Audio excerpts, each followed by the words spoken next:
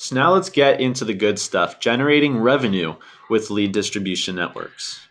And before we move forward, I just want to say it's not as complicated as you would imagine. You're probably going to be pretty surprised how easy it could be.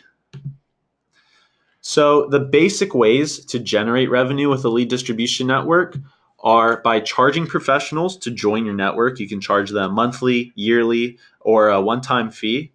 You can also charge general users to search your network. This is what Angie's List did for 20 years. You had to pay to get an account, and then you could search for professionals for whatever service you needed them to do. Yeah, we actually checked Angie's List website, and they recently made it free to search their database of professionals. But for 20 years, their model was, because they had such a good quality database of professionals, you had to pay as a general user just to search their database. Now, just because they got rid of it doesn't mean it's a bad model. They probably have lots of other ways that they're generating revenue. But one of the fundamental ways that they got launched and made the majority of their money was by charging general consumers and general users, in addition to the professional members that joined their site. Yeah, exactly. But overall, the main way that you're going to be generating revenue is by selling leads from those visitors to the professional members within your database. That's right. Let me do a little math for everyone here. Let's say a professional member, let's keep it simple, pays you $10 per month.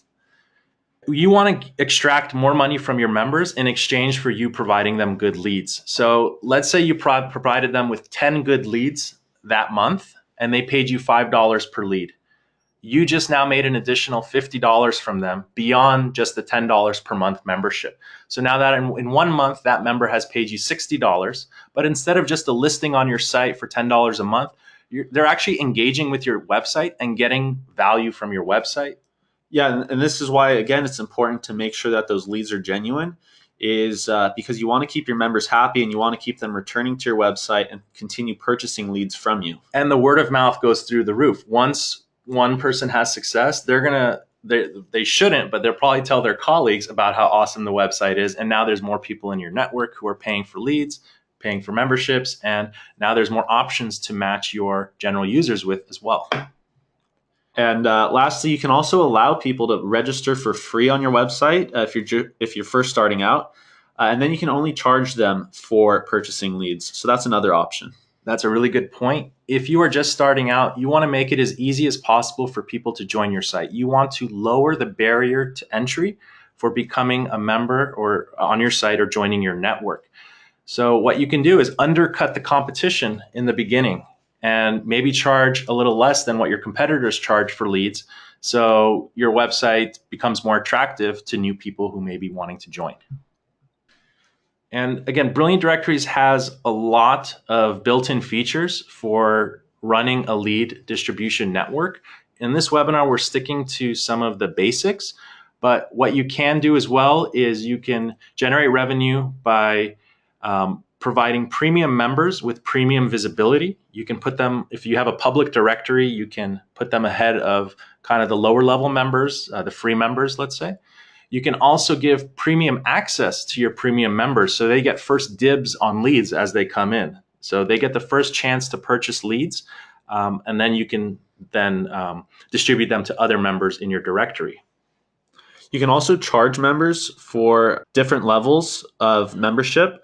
And all of this is covered at brilliantdirectories.com/leads. It'll redirect you to a video playlist with a bunch of really great information and some tutorials that you can follow along and learn some more information about. We've actually put this link in a few places in this webinar, brilliantdirectories.com/leads. We have an entire video series that covers the lead distribution model with Brilliant Directories, so you can learn about the basic features and the advanced features, and we'll make this link available at the end of the webinar as well. So don't worry about remembering it right now. Now, how much can you charge per lead? To be honest, it's hard to say. It depends on a lot of things. Most importantly, it depends on your industry. More affluent industries will be able to charge more. So if you have a directory of lawyers, you're probably going to be able to charge more per lead than if you have a directory of dog walkers. That's right. Yeah, we get the question a lot in the pre-sales process with Brilliant Directories. Well, how much can I charge for a lead? It also depends on how much the competitors are charging. You don't want to charge too much unless you have super duper quality leads, which is the next thing. The quality of your leads is going to matter also. If you're not really moderating them and a lot of fake or fraud leads come through just because people don't put the real information, you probably don't want to charge a lot for that. But if you're doing a lot of work to make sure that they're super qualified leads, the person's a hot lead, ready to talk to a lawyer or a dentist right now, then you could probably charge a lot more for those leads than unqualified leads. Also, with any business, supply and demand is a huge factor.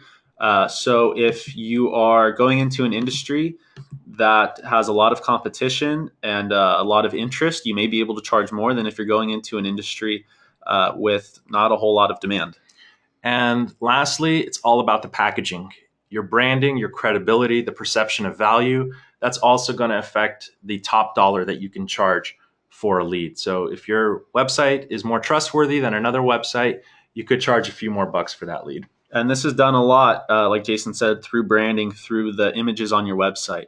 Put yourself in someone else's shoes. If you were going to a website and it looked kind of, it didn't look very trustworthy, maybe it looked a little bit old, you'd probably be less likely to put your information on that website than if it was a brand new website, lots of good information, and stuff like that.